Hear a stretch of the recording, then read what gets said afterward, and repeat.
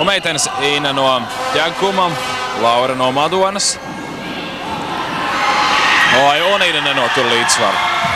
Laura pat neizdarīja nevienu tādu īsti spēcīgu sitienu, vienkārši Ina nespēja noturēties uz šita piepūšamā vaļņa un pirmā kāpa nos no tā un līdz ar to kārtējs zaudējums Ķeguma komandai. Un atkārtota cīņa. Meitenes gatavas, valas rokā un tiesnesis dod svilpi. Un atkal tieši tas pats. Laura pat īsti neizdarīja sitienus, taču Ina nenoturēja līdzsvaru un līdz ar to arī zaudējums. Kārtējais zaudējums Ķegumam. Puiši Sandis no Ķeguma, Raivis no Madonas. Abi ir gatavi cīņai. Kas pa spēcīgu sitienu padodās Sandim. Taču Raivis noturās. Kamēr, jā, Sandis gribēja kā labāk, taču Raivis veiksmīgi izvairījās no viņa stiprā sitiena.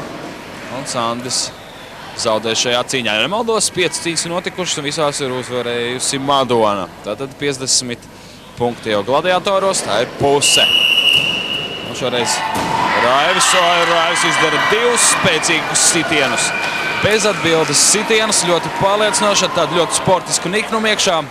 Un Sandis atkal zaudē 60-0 gladiatoros. Fantastisks sniegums Madonas ģimnāzijai. Nu jā, ķegumieši visu vakaru ir skaldījuši malku. Tur neko nevar izdarīt.